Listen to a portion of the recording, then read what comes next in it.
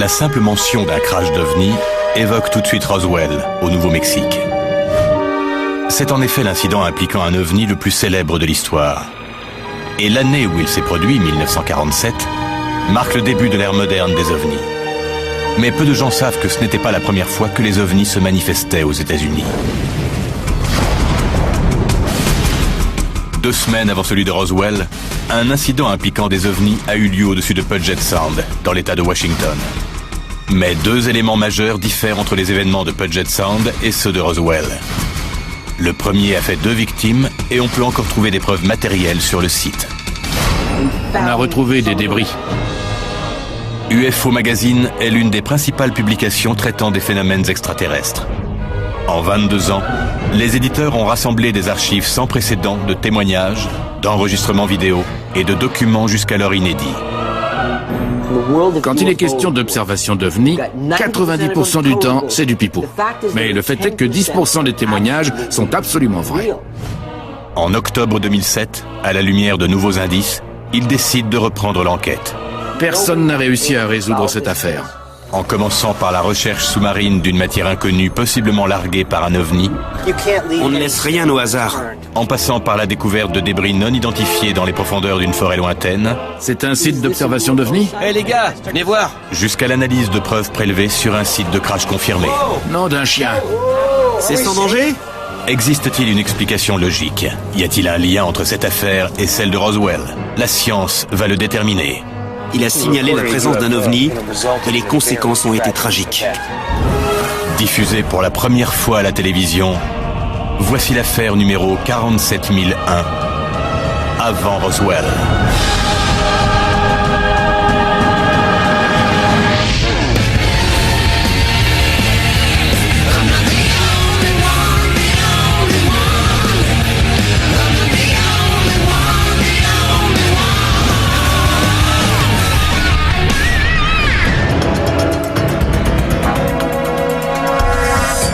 Nous sommes le 21 juin 1947, plus de 2 semaines avant l'incident de Roswell. Harold Dahl, bûcheron de son métier, accompagné de son fils âgé de 15 ans ainsi que de 2 personnes, se trouve à bord d'un bateau à Puget Sound, au large de Maury Island, dans l'État de Washington. C'est une journée d'été paisible. Mais à 14 heures, tout bascule. Soudain, 6 disques illuminés en forme de bouée d'environ 30 mètres de diamètre apparaissent dans le ciel. Un des vaisseaux paraît en difficulté. Il subit des secousses et s'incline dangereusement. Il semble sur le point de s'écraser dans la mer. Soudain, il éjecte ce que les témoins ont décrit comme étant une grande quantité de débris métalliques fumants dans le bras de mer et le long de la plage.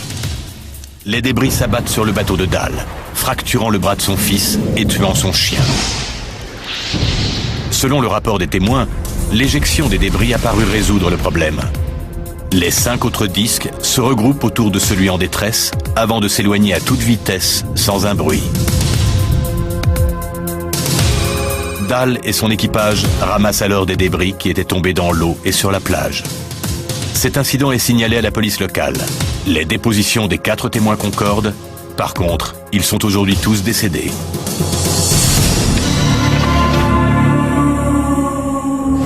Pat? Ouais. Bonjour. Bonjour. Tu as tout? Tu es prêt à partir? Ouais, j'y suis presque. On a une affaire importante qui nous attend à Maury Island. Je m'appelle Bill Burns.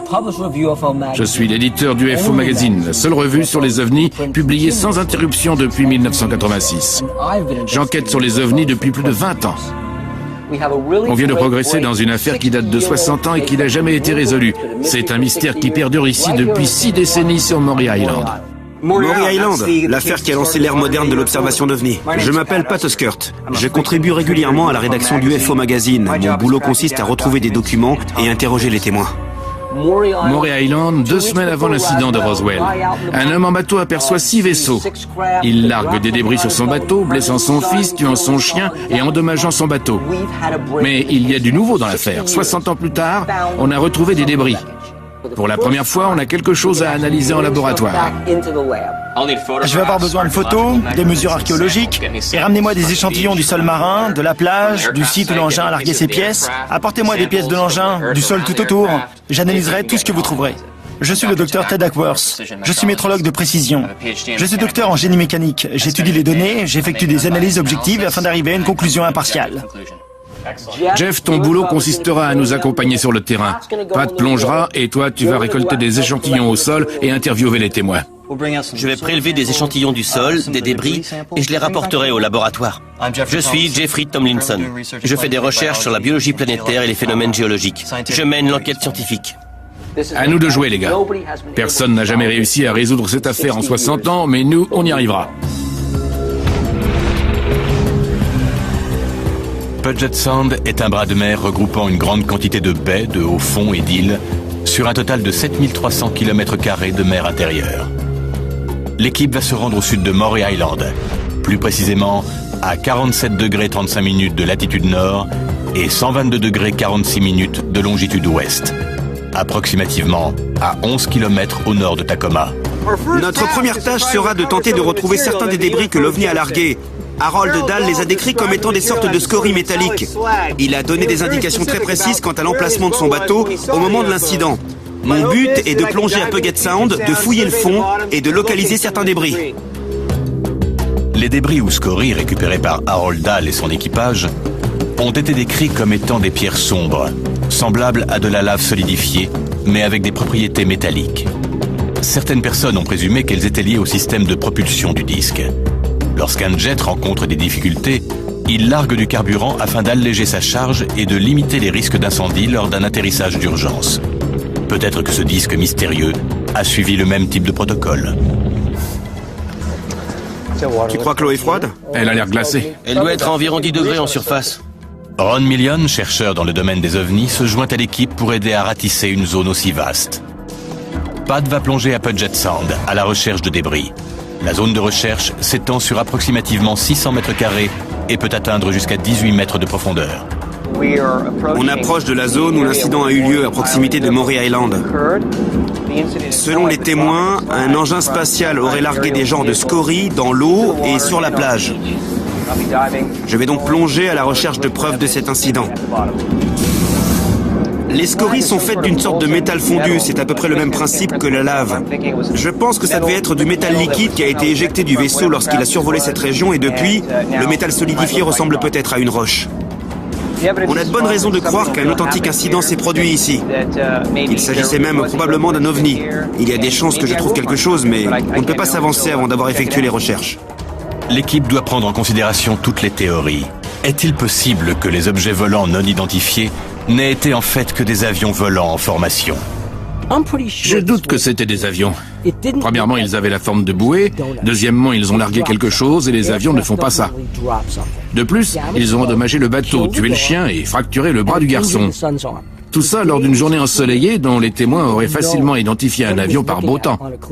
Non, je suis pratiquement certain qu'il s'agissait bel et bien d'un ovni. Pour sa part, Pat se demande s'il y aura toujours des débris sur le site. Après 60 ans, je me demande si on a encore des chances de trouver des scories.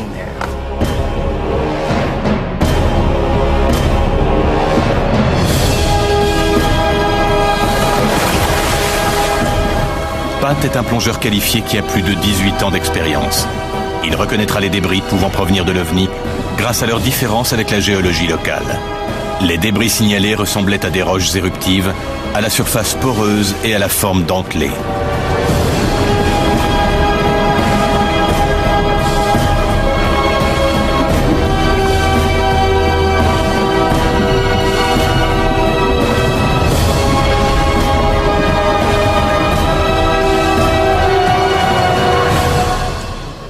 Le revoilà.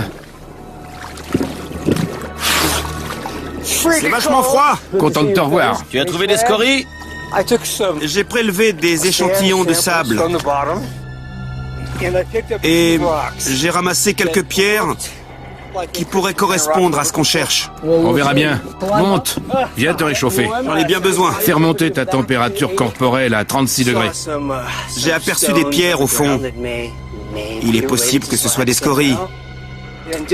Dans ce genre d'enquête, on ne laisse rien au hasard. À suivre.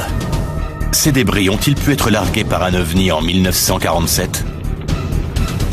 La seconde hypothèse, c'est qu'ils transportaient des scories extraterrestres. Est-il possible que ces débris aient pu causer la mort de 2 militaires chargés d'enquêter sur la présence d'ovnis ?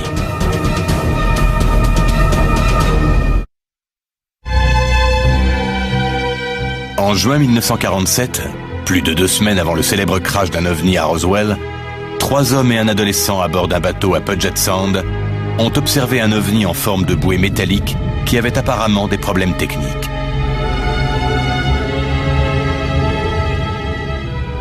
Il a largué des scories de couleur sombre, semblables à des roches éruptives, pour ensuite s'éloigner à toute vitesse. À la lumière des témoignages d'Harold Dahl, le capitaine du bateau, l'équipe a localisé l'endroit où les débris auraient été largués en mer. Tu as prélevé des échantillons du sol. Oui, j'ai pensé que ce serait utile. Je pense qu'on va pouvoir les identifier rapidement. Oh là, un instant, messieurs. Voilà qui est très intéressant. Si on regarde sa structure, la texture de la surface, ça correspond exactement à la description d'une roche éruptive. Regardez, si on la compare aux autres pierres qu'on retrouve dans l'échantillon du fond marin, ça ne fait aucun doute, elle est unique. Elle correspond parfaitement à la description qu'on retrouve dans le témoignage. L'équipe délaisse le site de plongée pour se concentrer sur la plage. Afin de bien ratisser tout le champ de débris, l'équipe divise la zone à l'aide d'une grille dont les cases font 1 mètre sur 1. Les hommes partiront du rivage en remontant vers les terres. T'as trouvé quelque chose, Bill? Un cristal plutôt intéressant, regarde. Je suis à la recherche de tout type de roche qui semblerait provenir d'un procédé de fusion métallique. Quelque chose qui, après avoir été soumis à une chaleur intense, s'est liquéfié et a été éjecté d'un ovni en forme de bouée pour ensuite tomber sur cette berge. À 90 mètres de la rive, Ron tombe sur un objet en forme de L d'une longueur approximative de 35 cm et qui semble correspondre à la description. J'ai trouvé quelque chose de très intéressant. Je crois que ça pourrait bien être un débris. Il va falloir l'analyser. Très intéressant.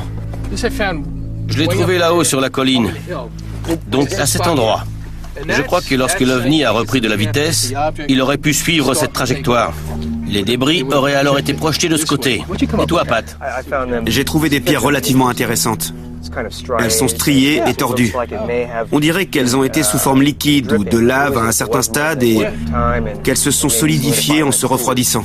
On a trouvé quelques débris sur la plage qui pourraient correspondre aux scories trouvées dans le Puget Sound. Des analyses en laboratoire vont confirmer ou infirmer cette hypothèse. On va aussi discuter avec George Hurley. Il est bien renseigné, il a parlé avec tous les gens qui habitent la région. Alors il connaît l'affaire sous toutes ses coutures, avec tous les détails qu'on ne peut pas apprendre en lisant simplement les documents. Le voilà qui arrive. C'est bien lui. Bonjour George, asseyez-vous. Merci, Bill.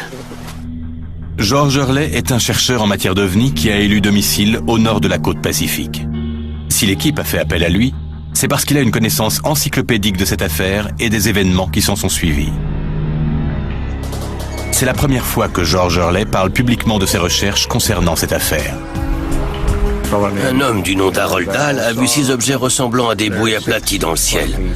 Ils avaient un diamètre d'environ 30 mètres avec une ouverture centrale d'environ 7 mètres. L'un d'eux s'est mis à larguer une grande quantité de débris depuis l'ouverture centrale. Ces objets étaient, paraît-il, incandescents, car ils ont entendu les débris grésiller lorsqu'ils sont tombés dans l'eau. Certains débris ont atteint son bateau, son fils dont le bras a été fracturé, et son chien qui en est mort. Selon Hurley, l'armée de l'air a eu vent du témoignage d'Harold Dahl. 2 officiers du service des renseignements ont alors été assignés à la récupération des débris provenant de l'OVNI. Les officiers du service de renseignement de l'armée de l'air sont arrivés sur les lieux et on leur a remis une boîte contenant certains fragments. Ils ont montré un peu de réticence, mais ils ont fini par la prendre pour la ramener à la base. Alors le B-25 s'est envolé et a mis le cap sur où? Hamilton? La base aérienne d'Hamilton en Californie. Ils ont décollé à l'aérodrome de McCord en direction du sud. Ils ont atteint les 3000 mètres d'altitude. Et c'est à 3000 mètres que les ennuis ont commencé. Oui. D'après les dossiers officiels de l'armée de l'air, le 1er août 1947, soit 40 jours après l'incident, Harold Dahl a affirmé que 2 officiers des renseignements militaires étaient venus chercher les débris que ses hommes et lui avaient récupérés. Les officiers ont chargé les fragments à bord de leur bombardier B-25 qui a décollé de la base aérienne de McCord à Tacoma dans l'État de Washington en destination de la base aérienne d'Hamilton dans le nord de la Californie.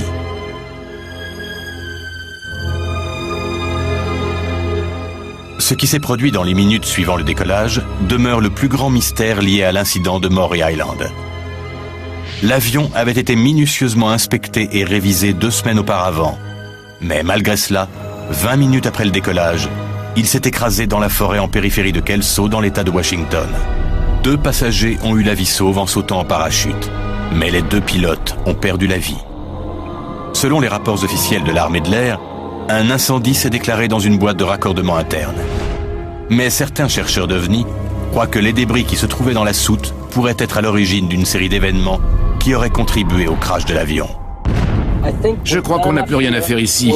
Allons à Kelso, on va procéder à une recherche détaillée sur l'endroit où l'avion s'est crashé.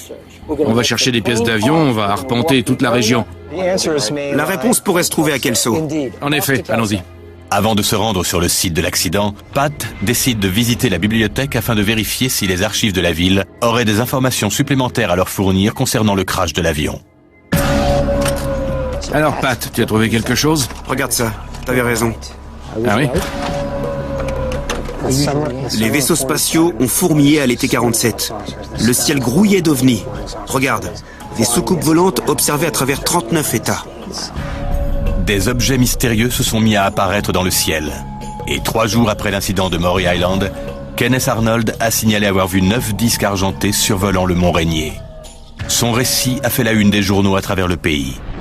Mais 2 semaines plus tard, un incident encore plus important a occupé le devant de la scène. On y est, le 7 juillet, on a aperçu des soucoupes volantes. J'essaie de trouver le lien avec Roswell. Ah voilà, le 8 juillet, l'armée révèle qu'on a retrouvé une soucoupe au Nouveau-Mexique. C'est ça. L'armée révèle qu'on a retrouvé une soucoupe au Nouveau-Mexique. C'était des soucoupes volantes. Bon, avançons jusqu'au mois d'août pour voir ce qu'on peut trouver. 1er août... Là, regarde. Non mais t'as vu ça, en première page? Ouais. Et pour couronner le tout, regarde ça. J'ai fait des recherches sur Internet et j'ai trouvé un article sur le neveu d'un des pilotes. Ça alors. C'est un lieutenant. Le neveu, enfin le petit-neveu de Brown, s'appelle Barry Fisher. Quelle chance. On va lui téléphoner. Ce serait bien de le rencontrer et de l'inviter à nous rejoindre sur le site. À suivre, l'équipe fouille le site où s'est écrasé le B-25 à la recherche de preuves. Il ne reste pas grand-chose, mais c'est toujours là. Et ils font une découverte inattendue. C'est une zone concentrée.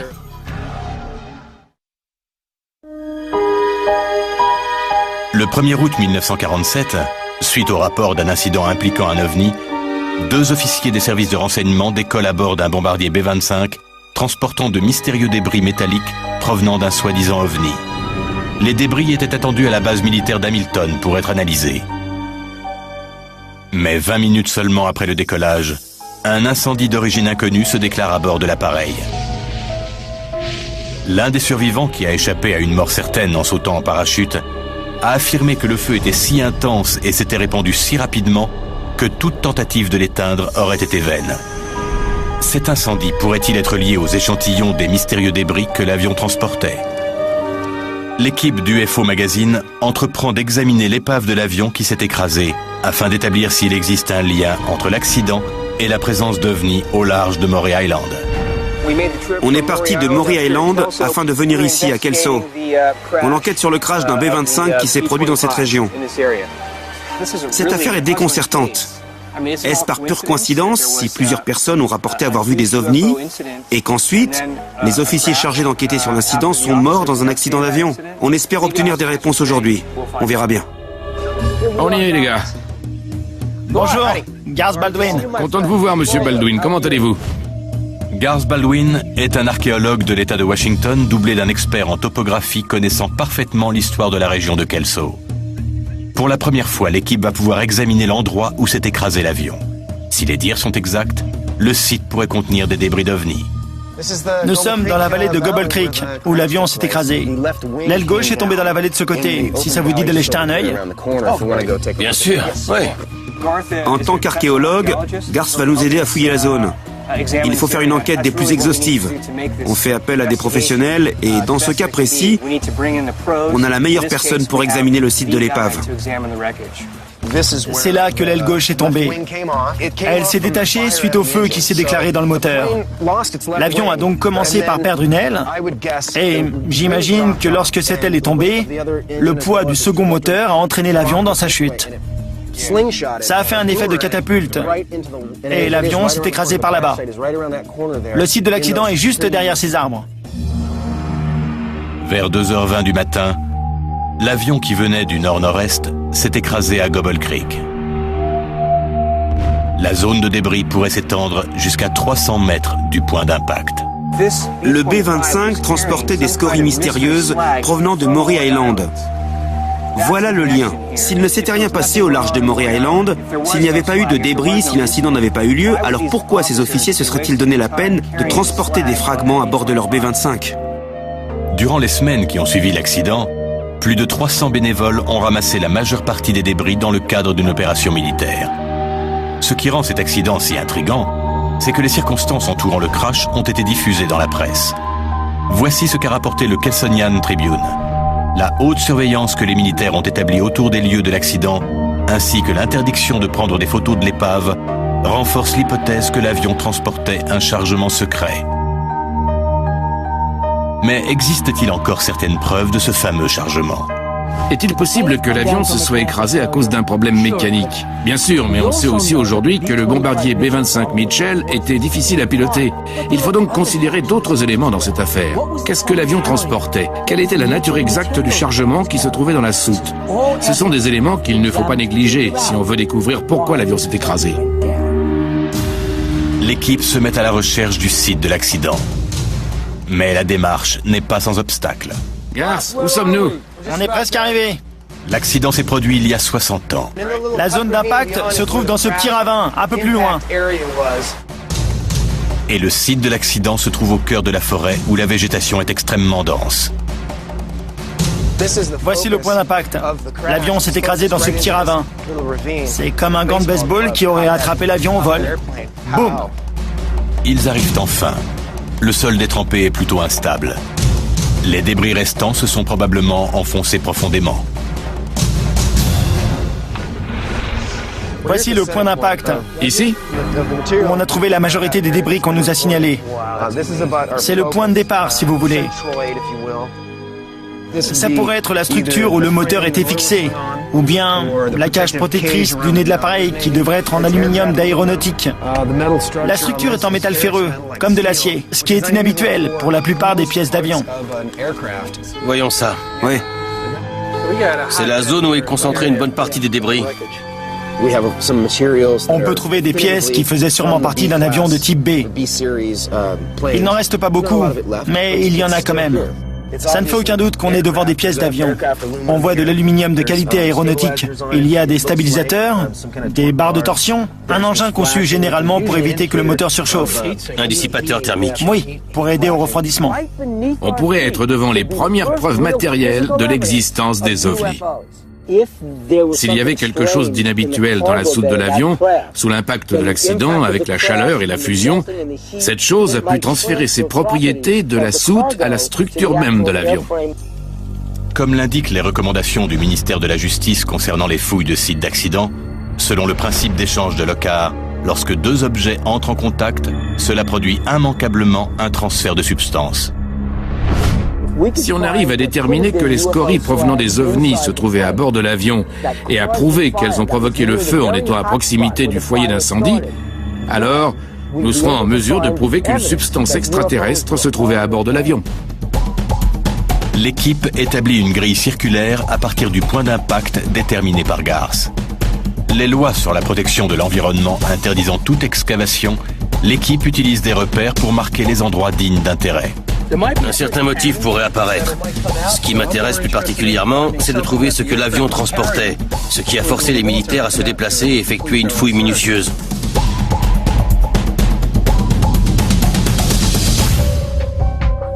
Et les gars, venez voir, il y a du caoutchouc. C'est de l'isolation ou un pneu? Tous les échantillons seront analysés au laboratoire de Los Angeles à la recherche d'anomalies. J'ai prélevé des échantillons du sol. Celui-ci provient du point d'impact. Super. Et celui-ci provient d'un peu plus loin, à 2 mètres du moteur.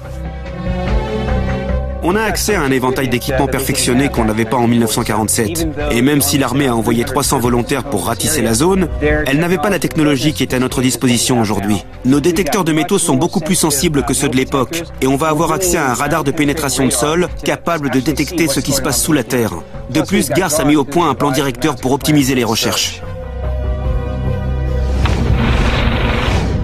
Le système de radar à pénétration de sol arrive à sonder jusqu'à environ 7 mètres de profondeur.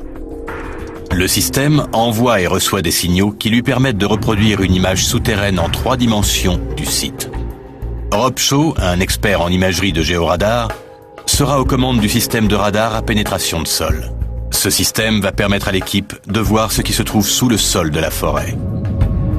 L'équipe s'est dit que si les débris ont brûlé à une température extrêmement élevée, ils ont pu s'enfoncer très profondément dans le sol et se trouver hors de portée des détecteurs de métaux.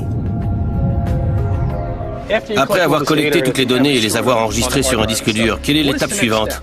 Lorsqu'on scanne, on reçoit 2 fichiers. Ensuite, on assemble ces 2 fichiers afin d'obtenir une image en 3 dimensions. Le radar à pénétration de sol scanne chaque endroit à 2 reprises en modifiant légèrement l'angle d'orientation. Ensuite, le programme informatique assemble les 2 images, obtenant ainsi une représentation en 3 dimensions de ce qui se trouve sous la surface. Tandis que Rob poursuit son exploration souterraine, l'équipe rassemble des pièces du B-25. À suivre, la science répond à certaines questions, mais en pose de nouvelles. Le mystère reste entier. Et l'équipe découvre que les preuves ne sont pas toutes enfouies. Certaines sont toujours en vie. Barry ? L'équipe du UFO Magazine ratisse un site de crash pouvant contenir des débris d'OVNI en périphérie de Kelso dans l'État de Washington. Elle a établi une grille de recherche et scanné le terrain à l'aide d'un radar à pénétration de sol. Vu qu'on n'a pas le droit de creuser dans le sol, on va faire une radiographie en quelque sorte. Les images obtenues à l'aide du radar sont peu concluantes, du fait de la densité de la végétation et du terrain inégal. Il faut avouer que les données obtenues à l'aide du RPS, le radar à pénétration de sol, sont peu concluantes. En fait, sur ce type de terrain, c'est très difficile de manipuler l'appareil. De plus, le sol est détrempé. On n'a pas pu obtenir les données dont on avait besoin. Il ne nous a pas appris grand-chose. L'équipe poursuit ses recherches dans la région et reçoit un visiteur. Bonjour. C'est vous, Pat ? Barry Fisher est le petit-neveu du pilote de l'armée de l'air Frank Brown, un des officiers qui a perdu la vie dans le crash du B-25. Ravi de vous rencontrer. Merci d'être venu. Enchanté. Je vous ai apporté les photocopies des documents dont on a parlé au téléphone. Formidable. Tenez, voilà les photos. C'était donc votre oncle ? C'était mon grand-oncle. Grand-oncle. Frank Brown. Et en effectuant ses recherches, il a fait une étrange découverte. De quoi traite cet article ? Eh bien, c'est quelque chose que je viens tout juste de trouver. J'ignore sa provenance exacte, mais il y a son numéro de matricule sur l'entête. Ce qui est étrange, c'est que malgré son titre officiel de sous-lieutenant au sein du service des renseignements, il était en réalité agent du contre-espionnage. Intéressant. Barry lui annonce alors quelque chose d'encore plus surprenant. Lorsqu'on a retrouvé son corps, on a remis ses plaques d'identification militaire à quelqu'un du nom de Kenneth Arnold. On s'attendrait à ce qu'elle soit remise à l'armée ou à un proche parent. Kenneth Arnold a été l'un des premiers à voir un ovni survolant le mont Rainier. Mais je ne comprends pas pourquoi on lui aurait remis les plaques de votre grand-oncle.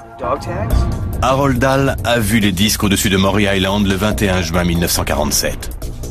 3 jours plus tard, le 24 juin, les soucoupes volantes sont aperçues à 80 km de là, cette fois par Kenneth Arnold. Sa description de 9 ovnis en forme de disques brillants survolant le mont Rainier a électrisé le pays. Son témoignage a été publié dans les journaux un peu partout, faisant de lui le premier expert officieux en ovnis. 2 semaines plus tard, le 7 juillet 1947, un disque volant s'est écrasé près de Roswell, au Nouveau-Mexique. serait-il possible que ces trois événements soient liés? Entre-temps, Harold Dahl avait gardé le silence sur ce qu'il avait vu. Lorsqu'il a enfin décidé de faire une déclaration publique, on a demandé à Kenneth Arnold de le rencontrer afin de comparer leurs observations. Après avoir discuté avec Dahl, Arnold a cru en la véracité des propos de ce dernier et s'est dit qu'il pourrait avoir des conséquences sur la sécurité nationale.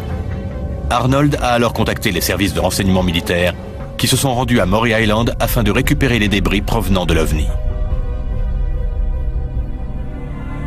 Mais qui était donc Kenneth Arnold? Pourquoi avait-il la charge d'enquêter sur les observations d'OVNI? Suite à l'expérience de Kenneth Arnold, tout le pays s'est enflammé pour les ovnis.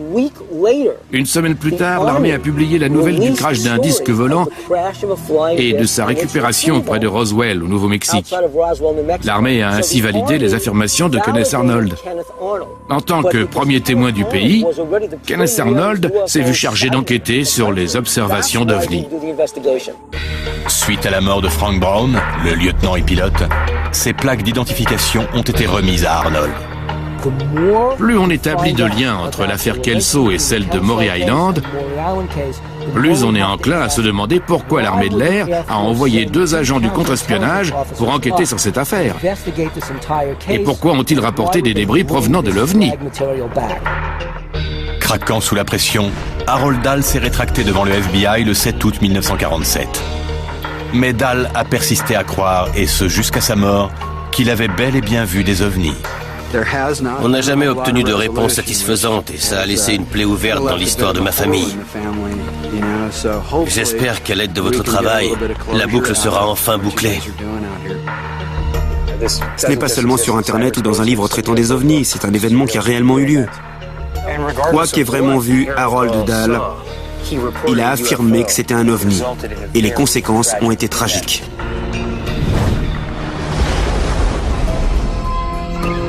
Est-on oui ou non en présence de scories? Voilà la question. Je crois qu'au laboratoire, on va obtenir un élément de réponse en analysant le sol et l'environnement organique. Il faut établir un lien entre les éléments qu'on a trouvés sur la plage de Maury Island et ce qu'on a prélevé ici à Kelso. Ce lien physique ne peut être obtenu qu'à travers des analyses en laboratoire. À suivre. Les échantillons sont mis à l'épreuve. Est-il absurde de croire que des débris d'OVNI pourraient avoir causé le crash d'un avion? Ou au contraire, la composition de ces débris aurait-elle pu enflammer le fuselage d'un avion? Attention! L'équipe va prouver que c'est possible. Nom d'un chien!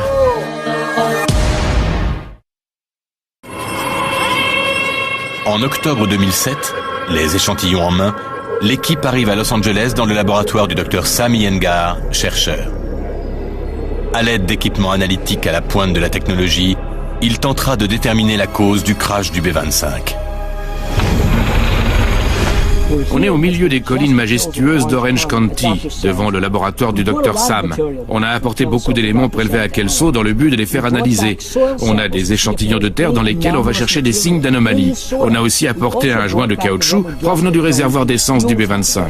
On cherche à déterminer si un problème technique, comme un feu électrique, dont l'un des techniciens avait parlé, pourrait être à l'origine de l'explosion du réservoir d'essence et par extension la cause du crash du B-25.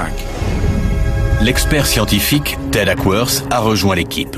Il vient tout juste de terminer les analyses des échantillons de débris d'OVNI provenant de Maury Island. Pat a plongé au large de Maury Island, dans l'état de Washington, et la majorité des roches qu'il a trouvées ressemblaient à ça, c'est-à-dire des roches sédimentaires. On les retrouve partout dans cette région. Puis, il a trouvé quelque chose de plus intéressant, et j'imagine que cette découverte l'a enthousiasmé. Il s'agit de cet échantillon. Il est très léger. On voit tout de suite que cette roche diffère de celle qu'on trouve habituellement dans la région, de par sa couleur et son poids. On voit des petites bulles, une texture en vésicule, qu'on peut retrouver sur des morceaux de métal qu'on a chauffés ou aérés. Donc, cette scorie aurait pu être un morceau de métal qui a été chauffé, qui a fondu et qui a été largué depuis l'OVNI. En réalité, c'est une roche éruptive. C'est une roche qui a été formée par une activité volcanique. La roche éruptive se trouve dans le manteau et elle est projetée à la surface lors d'une éruption. Je ne crois pas que ce soit une scorie extraterrestre, mais je comprends pourquoi Pat a pu être tenté de le croire. En quête de réponse, l'équipe se dirige vers le laboratoire. Salut Sam, ça va? Content de te revoir. Je vous présente le docteur Sam Iyengar. Le docteur Iyengar va analyser les échantillons de l'épave à la recherche d'anomalies. C'est la première fois qu'on utilise une telle précision scientifique pour une enquête sur un ovni. On va mesurer ces échantillons et voir si on y trouve une anomalie, une chose inexplicable. On avait plusieurs échantillons de terre du site de l'accident. On avait un morceau de métal, de l'aluminium je crois, et un morceau de caoutchouc, qui pourrait être un fragment de l'avion. On peut identifier la majeure partie des matériaux. Il s'agit de déterminer s'ils comportent des anomalies ou non. On a effectué plusieurs tests métallurgiques conventionnels conformes à l'industrie, des radiographies. On s'apprête à bombarder l'échantillon de lumière infrarouge. Pour évaluer les vibrations moléculaires. On a mesuré les diffractions au rayon X. On a utilisé un microscope électronique à balayage. Avec ce système, on fait passer des rayons X à travers le matériau. Je crois qu'on a effectué tous les tests possibles à l'aide d'outils de haute précision. Il ne reste plus qu'à souhaiter avoir eu la chance d'être tombé sur l'échantillon qui contenait la preuve recherchée. Une fois les tests terminés, les résultats indiquent une tendance intéressante. J'ai pris un échantillon du côté sectionné du morceau d'aluminium et je l'ai analysé par diffraction. Vous voyez ici, c'est le résultat. Alors l'échantillon d'aluminium a révélé de l'aluminium et de l'oxyde d'aluminium. Oui, il était corrodé. L'oxyde d'aluminium est le résultat de la combinaison d'aluminium et d'oxygène. C'est une réaction chimique que l'on obtient suite à la corrosion ou à l'exposition à une source de chaleur intense. Tous les résultats démontrent qu'un feu extrêmement chaud s'est déclaré à bord du B-25. Ce qui semble réfuter l'hypothèse selon laquelle une explosion aurait été causée par le réservoir d'essence. Le docteur Iyengar poursuit ses analyses avec les échantillons de terre prélevés près du site du crash. Voici les graphiques des diffractions au rayon X sur les 4 échantillons de terre. Quand on observe celui prélevé près du moteur ou à 5 mètres du site du crash, ils sont tous semblables, sauf pour ce pic. Cet écart dans la diffraction est dû à une plus grande cristallinité. Et une des façons d'obtenir cet effet, c'est par la chaleur. La cristallinité démontre que la chaleur devait être particulièrement intense pour affecter de la sorte tous les échantillons de terre. Mais la question demeure. Qu'est-ce qui a pu causer le feu fatal à l'avion? Si quelqu'un répond « peut-être qu'il y a eu une étincelle dans l'avion », bon d'accord, mais qu'est-ce qui a généré cette étincelle? Est-il possible que ces prétendues scories aient provoqué un rayonnement intense, un champ magnétique ou encore un incident thermique qui aurait causé le crash de l'avion? Je l'ignore. Il faut faire des analyses plus poussées. L'équipe se rend au laboratoire du chercheur John Tyndall qui démontre comment un fragment de scorie métallique peut avoir des effets désastreux sur les systèmes mécaniques et électriques d'un B-25. Voici une approximation de la composition et de l'aspect possible des scories. Et comme elles contiennent du métal ferreux, elles peuvent être magnétiques. Nous avons ici un relais du même genre qu'à bord de l'avion. D'ailleurs, il peut y en avoir au moins une douzaine dans un seul avion. Alors, si les pilotes ont déposé des scories, ou s'ils les ont déplacées durant le vol, il est possible que le champ magnétique ait coupé un ou plusieurs relais. Quand l'aimant s'approche du relais, ce dernier s'éteint. Si les débris d'OVNI étaient magnétiques, ils auraient affecté plusieurs relais et servomoteurs à l'intérieur du B-25. Un relais défectueux pourrait aussi compromettre le système électrique du B-25. Le B-25 génère 120 ampères de courant pour tout alimenter, des tourelles au démarreur. Et le tout est contrôlé par des relais. Cette expérience va montrer que si l'un d'eux est défectueux, ça peut provoquer un court-circuit et un moteur peut s'enflammer. On va faire passer 120 ampères à travers un circuit de 20 ampères? Est-ce que le circuit va tenir le coup? Eh bien, à vous de juger. Comme vous voyez, le fil s'est vaporisé. John a une dernière théorie. Il a démontré comment des scories magnétiques auraient pu affecter les systèmes mécaniques et électriques de l'avion.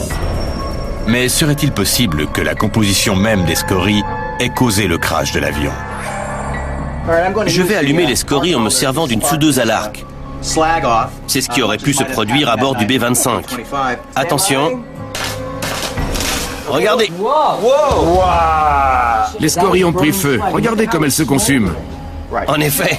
Bon, mais est-ce que ces scories enflammées atteindraient les températures nécessaires pour désintégrer de l'aluminium d'avion? Ces scories-là brûlent à environ 2200 degrés. Et l'aluminium fond à combien? 650 degrés. Le fuselage, le revêtement et les ailes d'un B-25 sont principalement composés d'aluminium. Un incendie qui atteindrait les 2200 degrés serait dévastateur. S'il y a eu un court-circuit dans le B-25 et que celui-ci a atteint les scories, la réaction aurait très bien pu ressembler à ça. C'est le même type d'aluminium avec lequel sont fabriqués le fuselage, les ailes et tout ça? C'est le même type d'aluminium. Ce sont des éléments qui, dans les bonnes proportions, peuvent être très inflammables et subir une importante réaction exothermique. Attention! Regardez! Nom d'un chien!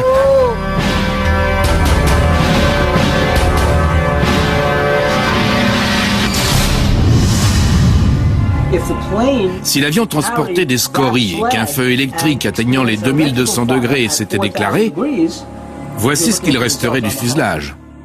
L'incendie était différent d'un feu ordinaire ou d'un feu causé par de l'essence parce que l'avion a été chauffé à blanc. Ça aurait traversé n'importe quel métal, tout en causant d'importants dommages à l'avion. C'est une chose d'émettre une hypothèse, et c'en est une autre de voir le résultat de ses propres yeux. Les scories sont inflammables. Elles peuvent se consumer et provoquer une explosion capable de brûler du métal et être en cause dans le crash d'un B-25. Donc, une des éventualités, c'est que des débris d'OVNI ont pu causer cet accident.